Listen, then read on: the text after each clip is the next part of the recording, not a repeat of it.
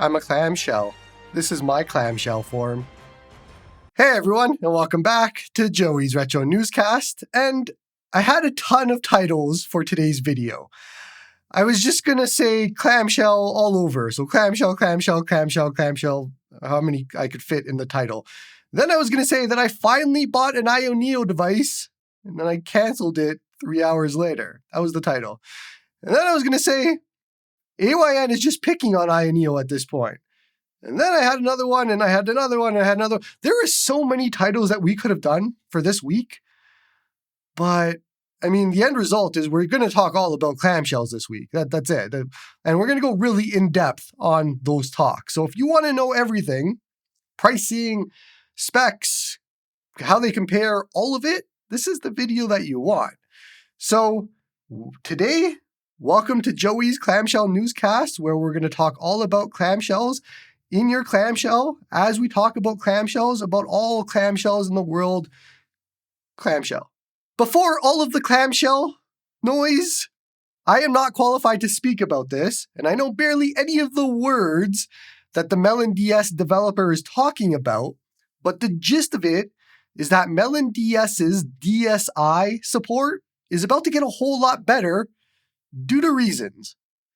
That's it. That's my explanation, like I'm 5, to others that are probably 5 like I am.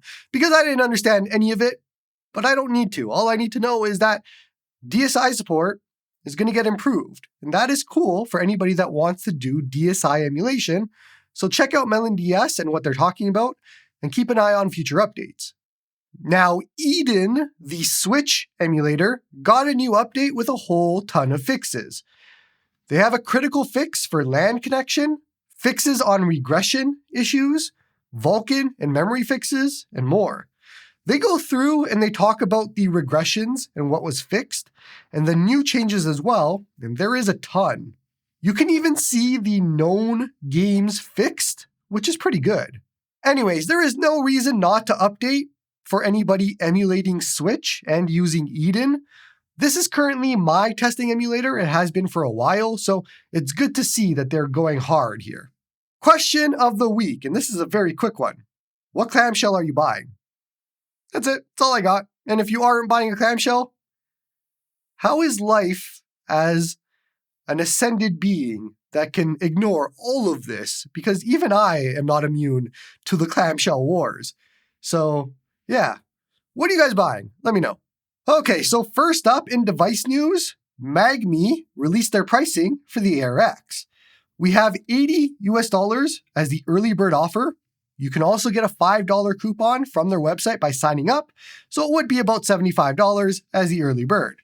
Otherwise, the regular price is $90, and I assume that you could still use the $5 coupon, so $85, let's say. Now, they had told me $70 to $90, so this is still within that range. And it looks like mid-September is the release time, so we still have a ways to go, which is surprising. I thought it would have been a little bit quicker. They did tell me early September, so it seems like that might have been moved up a little bit later. For those of you interested, you should check out my review on the Mangmi Air X. It is a fantastic handheld for this price, absolutely. So go check that out. You can see what I thought about it, which is pretty positive. And I would suggest, if you're in the market, you should grab one of these. Speaking of delays, Analogue Pocket 3D is delayed again. I wanted the controller. I got the controller. I don't know why I still have this on pre-order, but I do. I don't care that much about this, but it is delayed again. And it looks like it is Q4 for release this time.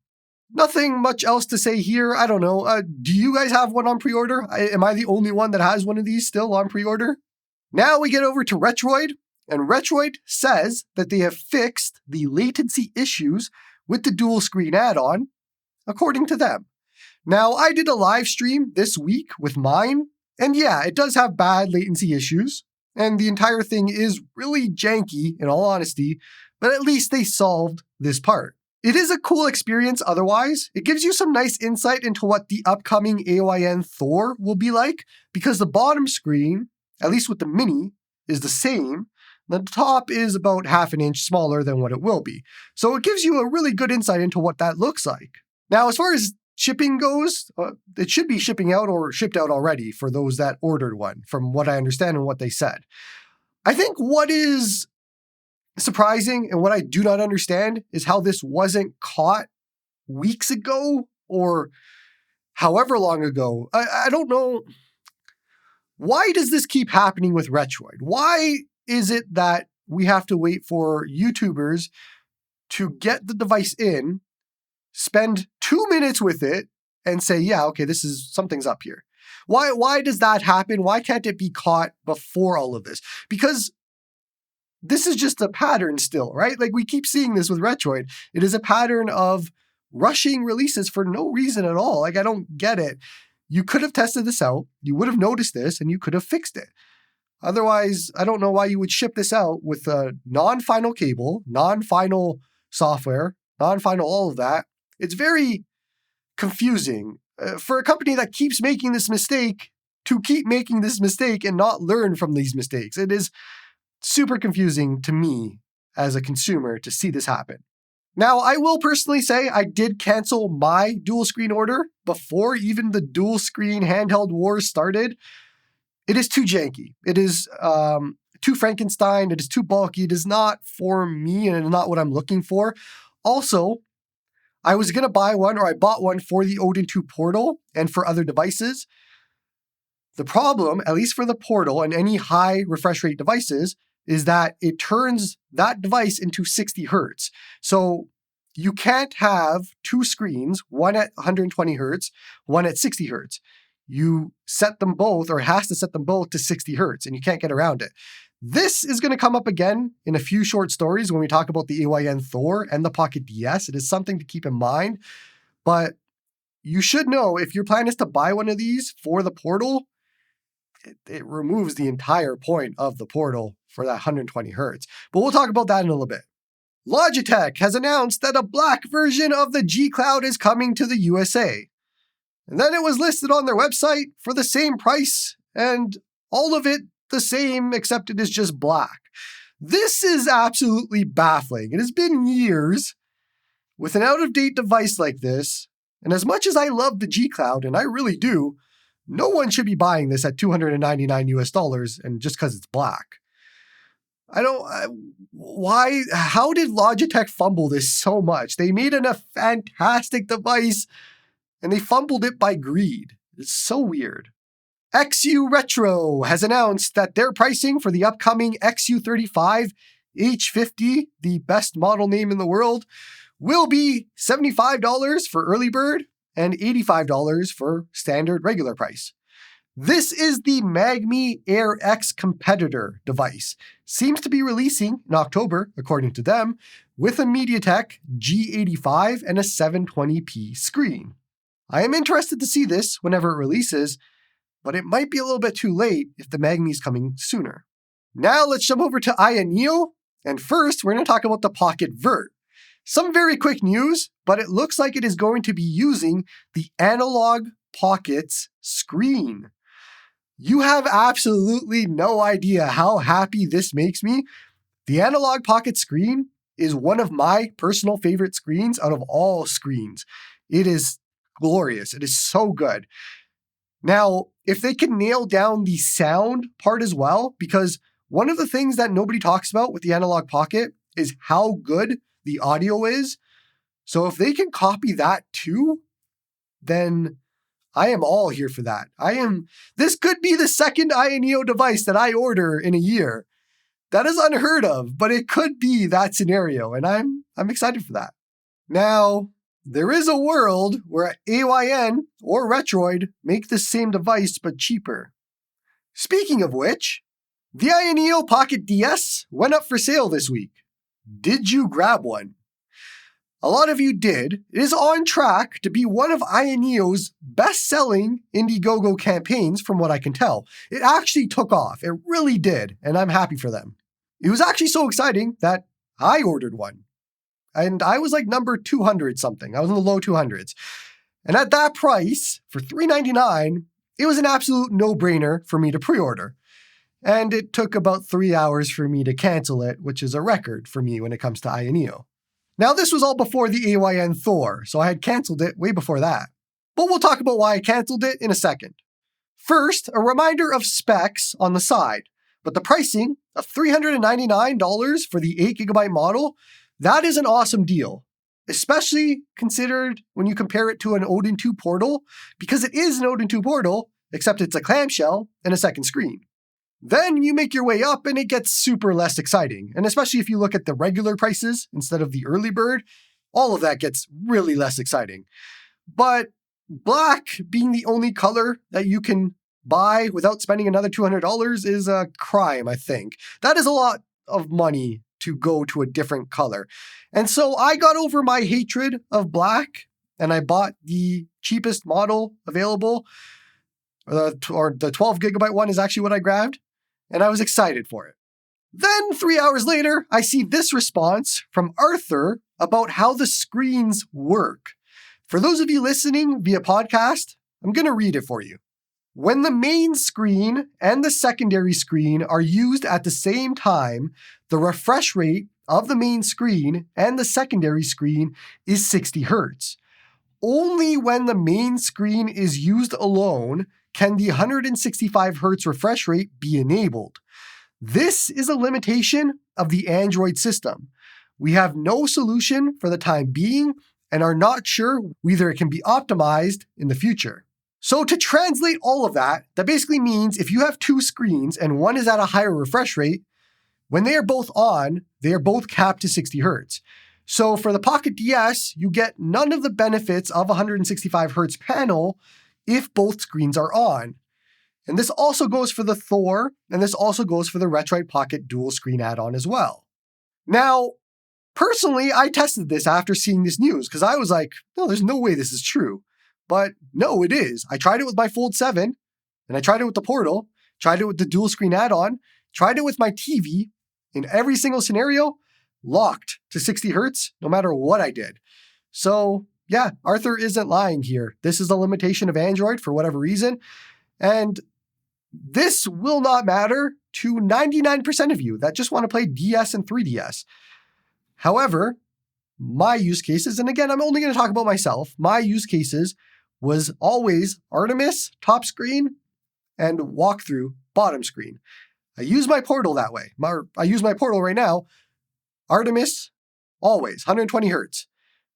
165 Hz would have been awesome, but I am not going to give up all of that for a dual screen that I can't use streaming at 120 or 165 Hz. So for me, this does not hit. And I saw a lot of people comment saying, why don't you just turn off and on the bottom screen as you need it? That's annoying. I'm not doing that. So the Pocket DS instantly went on a cancel for me because this, for me, was a Portal replacement.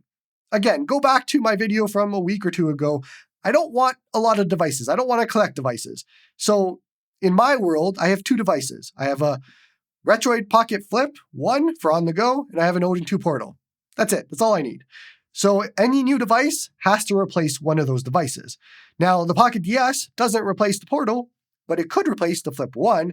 Problem is, I don't want to spend $400. It's actually like 650 Canadian dollars. It was what I got charged. I don't want to spend that much on a Flip 1 replacement that is way too big and all that sort of thing. Because the Pocket DS is a lot bigger, all that sort of thing. But it's awesome. The Pocket DS is really cool. I think it's going to be the staple for a lot of people. I think it's going to be a really good option. Early bird pricing, at least, for a lot of people. And it's awesome to see Ayaneo do that. It's a shame to see them still do the same mistakes for regular price, but I think the early bird pricing nails it for sure. Now, going back to that second screen issue, that means for both the Thor and the Pocket DS, all of the benefits of a higher refresh rate screen no longer apply if you're using both screens. The response times, which you might have gotten used to if you have a Portal or another high refresh rate device, something I gotten used to, that's no longer going to be applicable. The higher refresh rate, obviously, is not going to be applicable. All of that sort of thing. If you want to do BFI, which I don't care about, but you might, again, not something you could do with two screens on. However, again, going back, 99% of you, if you just want to play DS, if you just want to play 3DS, if you just want to play retro games at 60 Hz with a walkthrough on, then you're fine. But for anybody that wanted this for streaming and wanted a guide at the bottom like I did, then it's not a good fit. So anyways, let me be clear here. I am on Ayaneo's side for this device. I love the Pocket DS. I think it looks cool. I think the specs are absolutely awesome. I think all of that's great. The only reason I'm bringing up this information right now is because I think people need to be aware for both devices of the limitations. That's it. My thought isn't to try and get you to cancel anything. My thought is to inform people that maybe don't know about that limitation and maybe need that as a use case, that you should know about what the cons are. So either way, Pocket DS, honestly, if that wasn't a problem, I would be going Pocket DS over Thor personally. But let's talk about the Thor. AYN has announced a dual screen clamshell Android device called Thor. You can call me a prophet. It is fine. I will absolutely accept that moniker, title, whatever you want to call it.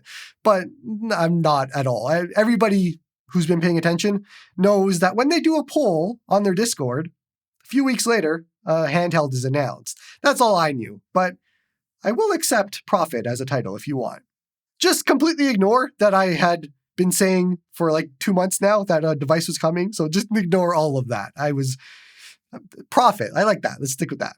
Now they have announced pretty much everything, but let's start off with the screens. We have an exclusive custom 6-inch OLED, 120 Hz, 1080p top screen, and then a 3.92-inch OLED 60 Hz screen on the bottom. If you're paying attention, that is the same screen on the bottom as the Retroid Pocket Classic, the Mini V2 from Retroid, or the Ayaneo DMG. Going to be honest, these are great choices for screens. I have no complaints here. This is awesome. Just, again, be aware of the limitations of the 60 Hz. It still applies here. That 120 Hz will not be used if you are using dual screens.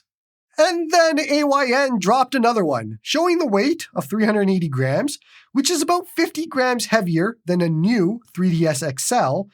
And then they showed the dimensions, which some Redditors and people have put together comparing to other devices. And it basically puts this at slightly larger than a Flip 2, but smaller than a new 3DS XL. And we have our biggest bombshell. There is 2 processor models, the Snapdragon 865, which is the same as the Retroid Pocket 5, Mini, and Flip 2. And then we have the Snapdragon 8 Gen 2, which is the same as the Odin 2 series of devices. We are getting 2 different price points, folks. Lastly, 6,000 mAh battery, which is likely the biggest that they could have squeezed into this small form factor. I wanted 8,000 personally, but it seems like you can't fit that here, and I am kind of worried about 6,000. Now we do see the proper control layout of stick top, D-pad bottom, and the buttons. I am hoping, and I haven't seen it confirmed, that these are the Portal's D-pad and buttons because those are larger, but I can't tell if they are. I hope they are. It seems like they are using the Retroid Pocket Flip 2's sticks here for this. And then on the front, we have lanyard holes, volume buttons, power button, USB-C port, headphone jack, and SD card slot. Interestingly enough, we have all 4 buttons on the front: start, select, back, and home. Then we get to the back, and this is where my first problem of the device is: the triggers. They are doing the same Flip 2 triggers that are on that device, that are blocky, that are not curved to that device, and are awful. Let me talk to you directly now. Bob, Jason, whatever your name is. The Flip 2 triggers are bad. I can't sugarcoat this one. They are square. They do not curve for your hands. They raise up on the edge of the device and then go in towards the device, which is an absolutely baffling decision. And they are doing the same thing here. So we have to rise up. It's not, what is it? We have to come together and start Triggergate here to let AYN know that they need to change this. And this isn't even a Joey thing. A lot of people complain about the Flip 2 triggers. Everybody, you know, even if you're like sitting there like, no, you're wrong, you know that I am right about those Flip 2 triggers. They should be curved. I'm going to put up a picture so you can see what real triggers look like on a clamshell, which is the Flip 1. They need to be curved for your hands. So all of you watching this right now, after you see this segment, go over to the AYN Discord tag Nicole, well, maybe don't do that. Go over to the AYN Discord and start that trigger gate conversation because they need to be changed for the better. That's all I got. Now, there is also another point of concern here. We all know that Retroid and AYN share either the same designer, either the same factory, they share a lot of the same things. There is a world in which the same factory or designer that made the Flip 2 hinge is making the Thor hinge. And that is a big worry of mine. Out of everything, triggers aside, all of that, the hinge is the biggest worry for me because of the history of... It is hard to not combine Retroid and AYN as much as they are different companies and people don't want to believe it. They are using the same factories and designers and all of that, so it is hard not to be worried about the hinge here. Now, on the processor conversation, this is where things get interesting because I don't hate either processor, and I think both of them are priced properly. $249 for the Snapdragon 865, when the Flip 2 was $229, it's a no-brainer for anybody. You should be buying the Thor at $249. But for those of you that are only going to use this for DS and 3DS, I don't know why you would buy the Snapdragon 8 Gen 2. And this is coming from somebody who is going to buy the 8 Gen 2 for sure. There's no way. You're not going to sell me on a 865 for $50 less. But this is a different scenario than the Flip 2's Dimensity versus Snapdragon, all that sort of thing. The 865, I've shown in many different videos, is completely capable of anything that you want. So if all you care about is DS and 3DS, save your money and buy the $249 one. I usually don't do this, but it makes sense this time to me. It really does. I don't know why you would spend extra if those are your use cases. Now, if your plan is to play more than that, whatever else it is, PS2, GameCube, Switch, Win Later, all of that, then yeah, you should jump up. But you're probably going to jump up to the 12 gigabyte one because the 128 gigabyte internal storage is still bad. It is still tough for anybody to do. So it is a bigger jump. But all this to say that I think both options actually matter this time. And I guess I jumped ahead, but yeah, the Snapdragon 865 is $249. That version is $249. The Snapdragon 8 Gen 2 starts at $299 for the 8 gigabyte 128 version. Then you jump up to $349 for the 12 gigabyte 256 gigabyte version, which is also where the colors come in, and we'll look at in a second. And then I don't even remember what the next price is. I don't have it in front of me. It doesn't really matter. It is too expensive to even care about. So those are really the only ones that matter. The $249, the $299, and the $349. Those are the only real price points that I think matter at this point. The colors are where things get interesting. So they showed off the colors, and we have 3 different options at the moment, but there is a 4th. There is a black, which is what you get for the base of each chip processor model. It's boring black. Then we have rainbow, hell yeah, Skittles. And then we have clear purple, which looks fantastic.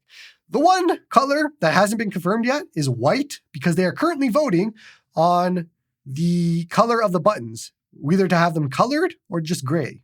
Now, if you're asking what color I'm getting, it is between the rainbow and the white for me. I think probably white to match my portal. I think that's the play here, but I don't know. I haven't decided yet. I think purple looks fantastic too. Rainbow looks great. White looks great. Black looks boring. Nah. But the other 3 look good. Can we do another? Can we protest again? Can we get blue? Clear blue? Is that why does everybody hate colors? Why do we? Can we get? I don't have it here. Can we get the Miu Mini Ice Blue as a color option, or just the clear blue instead of clear purple, or on top of clear purple? I don't know how many options they want to do here. Let's create a Joey SKU for just me of just blue, please, because that's awesome. Okay, so now my personal opinions here. Instead of replacing the portal, this replaces my Flip 1. That's kind of how I'm seeing it. And that might not make a lot of sense to a lot of people, but it is a lot smaller than the Pocket DS. It is more portable, it's more pocketable, and it is more on the go. It is also cheaper. I don't need a very expensive second device because I don't really use it that often. But if I could pull it out in certain use cases where I want to use a guide for retro games and all that sort of thing, then this makes sense. It no longer needs to be the device that does my streaming for me. It no longer needs to do all of that. So for me, instead of replacing the Portal, it replaces my Flip 1. So now I would have a Portal and a Thor. Imagine talking to somebody in the streets and just being like, what kind of devices you got? I got a Portal and I got a Thor. These are awesome names, I know, but still, it's so funny. So let's kind of recap my thoughts on these two devices. Pocket DS looks awesome. I think if you are looking for like a feature-packed sort of device and don't care that the second screen is an OLED, all that sort of thing, then yeah, that would be a very good choice. That's where I would go personally if Android didn't have this 60 hertz limitation. But I think for anybody else that just wants DS and 3DS in dual screen, that 249 Snapdragon 865 Thor, it's hard to go wrong for that price. I don't know how you could say no to that, honestly. If you have a Flip 2 right now, I'm sorry for you. I don't know what else to say. I'm sorry. And it sucks because I was right when I did my Flip 2 review, but you can't do that. That's hindsight. It doesn't matter. But holy moly, $249 for that is insane. For everybody else, $299 for the Snapdragon 8 Gen 2 version as a base. Yeah, I don't like the 128 gigabyte internal storage, but I would jump to $349. At that price, you're $50 less than the Pocket DS, but they are way different devices. One is a lot smaller, one is a lot bigger. The Pocket DS completely wins on power, performance, features, all of that. But if you're looking for something smaller and more portable, then I think the Thor wins out. This is very interesting. There is no clear winner here. It all depends on use cases. So both of them look good, but all of this only matters for early bird pricing on the Pocket DS. As soon as that stops, there is no point to buy it anymore. And that is Ayaneo's problem. They keep doing that. AYN and Retroid keep stealing their thunder. This keeps happening. I don't know if you guys have been paying attention, but every single time Ayaneo does something like this, AYN and Retroid come out and steal their thunder. It has happened so often, to the point where this has to be done on purpose at this point. AYN had to have known, and they waited until Ayaneo released that pricing and released their Indiegogo. Then a day later, they're like, oh, by the way, here's our device and all of that. That is maximum hurt at that point, because you have people using their credit cards and signing up for that Pocket DS, and then a day later they are refunding. Those refunds hurt. That is not something that doesn't count towards anything. So there is some level of petty going on here that I am all for this competition from everybody, because we're going to talk about it at some point in the future, but XURetro and Mangmi are having that same fight right now. AYN, Retroid, and Ayaneo are doing a three-way fight for whatever's going on. Ambernick is whatever Ambernick's doing. Palkitty disappeared. Ambernick is going to do a dual screen device. We all know what's going to happen. It's not going to be competitive with these devices, but it will probably be cheaper. This is exciting times, I think. For me, at least. This is super fun. But AYN didn't stop there. They also teased the Odin3. And we know nothing about it besides the fact that it runs Android. So this is a fun one. What the hell do you do with an Odin3? Look, okay, let's back this up. The Odin2 to Odin3, I could understand where upgrades would be, where you could do upgrades, obviously. The screen, the size, the D-pad, the buttons, the sticks, all of that. But that's the Odin2 Portal. How is the Odin3 an upgrade on the Odin2 Portal, or is it an upgrade on the Odin2? If it's an upgrade on both, what do you do? Do you do an Odin3 with this same 6-inch 1080p OLED 120Hz screen from the Thor, with the Portal's D-pad and buttons and sticks, with the Odin2 Mini shell, with an 8,000 milliamp hour battery, with a Snapdragon 8 Elite, all of that? Is that what you do for an Odin3? I would be on board for that. If you can combine the Odin2 and Odin2 Mini into one device and just put those upgrades, I would be on board for that, but I don't think it would replace my Portal. This is the problem, I guess, right? Like, this is why companies don't release perfect devices like the Portal. How do you improve upon that? Do you ignore the Portal existing? Do you just go for a 6-inch screen instead and say, yeah, this is the difference. This one is 6-inch. That is 7-inch. Is that what you do here? I am very curious to know in the comments. I've asked for a lot today, but let me know in the comments. How do you make an Odin 3? I truly don't know. How do you do it with an Odin 2 Portal that already exists? Do you make a smaller one? You lose the offset controls and all of that? Like, this is the stuff that keeps me up at night. How do you make an Odin 3? All right, now we get to a device that is not a clamshell or an AYN or anything like that, and we're going to talk about the Xbox Ally and Xbox Ally X. We have some news. They are releasing on October 16th. But despite what you have seen leaked by people that are guessing, we don't have prices yet. Now, they did share a lot of information. This will have the new gaming UI, and I did see a video on it. It looks awesome. Honestly, it really does look good. And it is obviously still using Windows 11. They are introducing a handheld compatibility program similar to what Steam has, and that will tell you if the game is optimized properly for handhelds or not. They are also going even further, and this is cool, to have a feature called Windows Performance Fit, and that will tell you if it is handheld optimized and if it runs well or great. That is something that Steam has needed for a long time. They're also adding in Auto SR, and that is to upscale games at lower resolutions to be playable. And I've always wondered what they were going to do to kind of bridge that gap between a console and what they do there in a handheld like this. And it seems like this might be the play. Then there's more. It looks like there is advanced shader delivery to preload shaders during games downloading. And that looks like it is an Xbox Store exclusive. And then there's a whole bunch more, especially to docking. I just need to know prices at this point. Let's end off here with our weekly reminder that our game of the month is Mario & Luigi Superstar Saga. Our ROM hack of the month is Pokemon Prism. And our game of the season is Suikoden 2. Come play some games. While you're watching all of these clamshell wars unfold, come play some games on the Discord. That's why we have these devices. That's all I have for you this week. So make sure that you like and sub to help the channel grow. Come join me on the Discord to do whatever you want to do on the Discord. Support me through YouTube membership if you like all of my content. Otherwise, appreciate you all for watching. And that's all from me, Ding Dong, Texas.